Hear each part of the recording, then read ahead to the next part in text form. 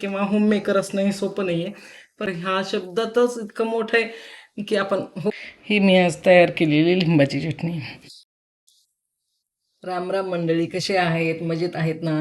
मग स्वागत करते मी माझ्या YouTube channel Smita and Apurva चॅनलला.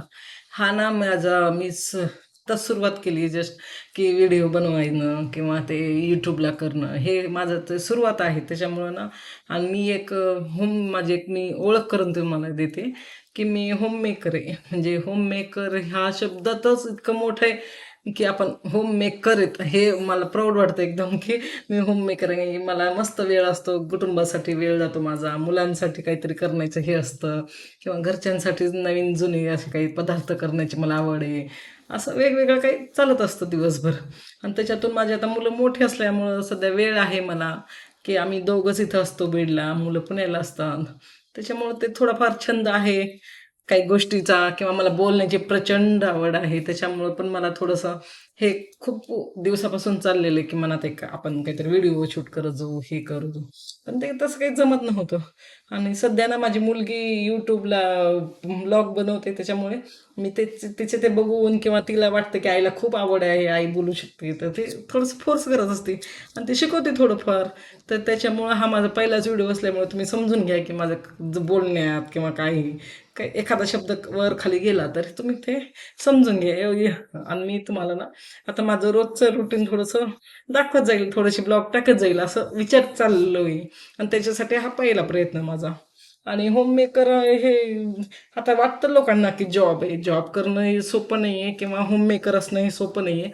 परंतु होम मेकर जॉब करणाऱ्यांना म्हणजे स्त्रिया असू दे यांना पण भरपूर स्ट्रगल किंवा काही करावं लागतं. पण होम मेकरला एक ना वेगळीच जबाबदारी असते की आता घरात येणारे प्रत्येक व्यक्तीचं वेळ किंवा त्यांचे जाण्याच्या वेळा, मुलांच्या वेळा, औषध पाणी, सासरे असू, पाहुणे हे खूप प्रचंड एक जबाबदारीच एक त्याच्यावर भरपूर असते. आणि ते ना ते आवडीने निभवत असते. तिच्या बाबतीत त्याला काही मोबदला नसतो, काय नसतं, मस्त असा आनंद. आणि मला इतकं चांगलं वाटतं ना मी होम मेकर आहे. कारण की ना माझ्या घरी मी एकटीच असल्यामुळे मला ती जबाबदारी खूप लवकर पडलेली आहे की म्हणजे मुलं सांभाळणं असं म्हणजे काही असं हे नाही वाटत असं. आणि आता मी इतकी घरात रमणारी हे ना की स्त्री आहे. मला इतकं म्हणजे घर काम किंवा मुलांना खाऊ घालणं, काही वेगवेगळं करणं, पारंपरिक चटण्या, लोणचे हे असं म्हणजे एक माझं रुटीन त्याच्यातच असतं सहसा. आणि मी ते इतके छान मनापासून करत कंटाळा तर प्रत्येक स्त्रीला येतच असतो. पण त्यातल्या त्यात थोडंसं मला कंटाळा आला की मग मी मैत्रिणीला फोन लावणं, तासन तास गप्पा मारणं हे करत असते. हे माझं आवड आहे. बोलणं हा माझी पहिली म्हणजे होतच आहे, मला ते आवडतच आहे. त्याच्यामुळे ते मी करत असते. आता ना मी आज म्हणजे सुरुवात तर केली आहे. बघू आता कुठेपर्यंत काय काय काय शिकायला भेटतं नवीन किंवा त्याच्यामुळं वेळ चांगला जाईल किंवा आता मी एकटी असल्यामुळे थोडंसं आता आणि 40-45 वय हे थोडंसं वेगळ्या वळणावर जाणार आहे. एकटेपणा जाणवतो थोडासा.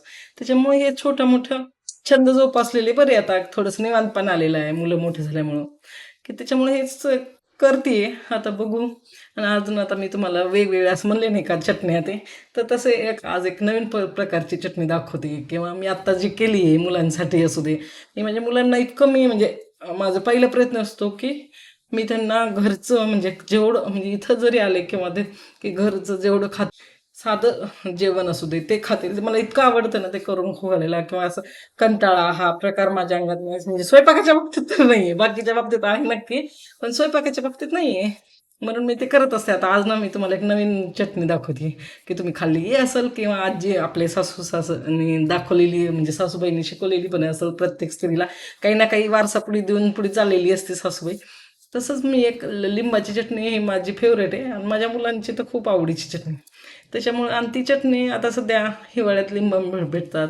त्याच्यामुळे मी आता आज तेच आहे. आता 6 वाजलेत, पावणे 6 वाजत आलेत. आता सगळं रुटीन आवरलं सायंकाळचं, चहा पाणी झालं. आणि आता मी सध्या माझे छोटे मोठे काही कामं असतात ते मी 4 ते 6च्या दरम्यान करते, जी पेंडिंग पडलेली असतात का चटणी असू दे, भाज्या निवडायच्या असू दे किंवा काही एखादा काहीतरी करून ठेवायचं असेल, चिवडा स्नॅक्स असं, तर ते मी 4 ते 6च्या वेळेस करत असेच. त्याच्यानंतर आपले रोजचं दिवा आहे ते तर चालूच असतं. त्याच्यामुळे मी तुम्हाला हे आता आज ना मी तुम्हाला लिंबाची चटणी केलेली दाखवते आणि तुम्ही ते बघा.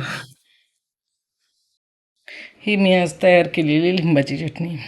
ही ना माझ्या मुलींनी अशीच मला आयडिया दिली. मी तिला दर सुट्टीला आल्यानंतर ना अशी करून द्यायची. तर ती अशीच म्हणली की आई तुझ्या हाताला खूप छान चव आहे, आपण एकदा सगळ्यांना बघू तर देऊ. तर माझ्या मैत्रिणींना ते भरपूर आवडली आणि त्याचं मी थोडंसं सेल करत असते बसले बसले, की चल ते माझ्या हाताला चव आहे तर बाबा करूया. तर ते करून बघितली चटणी, तर ते छान झाली, चांगली आवडली. तर ते मी करत असते आणि मला ना लोणचे चटणीचा थोडासा नाद आहे.